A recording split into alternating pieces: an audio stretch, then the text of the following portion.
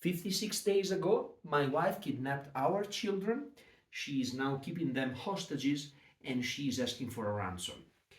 Yesterday, I've listed all the presents that, in doing so, my wife made to our children for this Christmas. In particular, I listed the material presents, taking them away, presents in quotation marks, taking them away from the town where they used to live with us, changing their schools, taking them away from their extra scholastic activities, taking them away from their friends, and of course, taking them away from their father, their parental grandparents, and all of my family, which is also their family. So these were all the material presents that my wife made to our children by kidnapping them. But I realized the list is by far incomplete because it does not list all the immaterial, uh, again, presents in quotation marks that my wife made to our children this Christmas by kidnapping them. So, for example, regarding the education of our children, our daughter Lucia is very inquisitive. She asks questions about um, science and particular geology or astronomy and history and many other topics. And well, my wife is not qualified to answer these questions. She does not have any kind of higher education. She just lacks the knowledge that is necessary to stimulate these questions and answer these questions.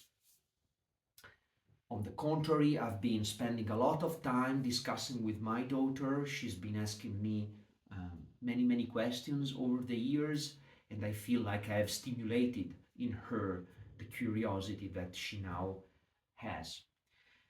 My wife, for the same reason, lacks the intellectual, the knowledge to stimulate the same kind of questions in our sons who are younger than our daughter. My wife lacks the knowledge to take care of the health of our children. She lacks the basic knowledge in medicine, anatomy. I mean, for her, anything between the neck and the groin is called onaka.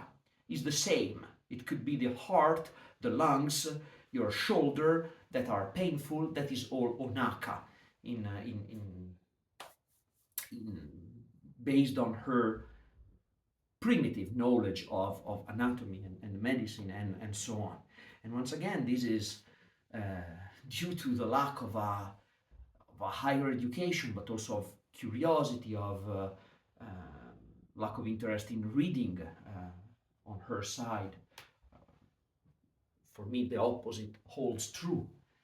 Of course, the inability, the another present in quotation marks that my wife made to our children this Christmas by kidnapping them is the inability to take care of their psychological health, mental health, for the very simple reason that it is pretty fair to say that psychology has not arrived to Japan yet. It is by far and large less established in quantitative terms in Japan than it is in Europe, the Western world, and so on. And so there are, and of course, the internationalization of our children. I had taught Italian to our daughter, and I guess she's probably slowly but steadily forgetting it. And of course, my wife is not able to teach our children English, Italian, even more so Italian. I speak other languages, French, Spanish. I've been living in many other countries other than my own country, Italy and Japan. I've been living in Spain, I've been living in Singapore. So I've been taking them with me many times in trips, both domestic and international. So I've been working hard to make them citizens, to grow them up as citizens of the world, not just Japanese citizens, but citizens of the world. And of course, my wife is not qualified just because of the fact that, except for a few years with me in abroad, she has not had any other experience abroad. She had not previously studied any other foreign language, and so she's not definitely not capable of teaching our children to be international, to be open to the world. So these are all immaterial, but because of this, not less important presents, once again in quotation marks, that my wife made to our children by kidnapping them for the sole purpose of getting money out of it.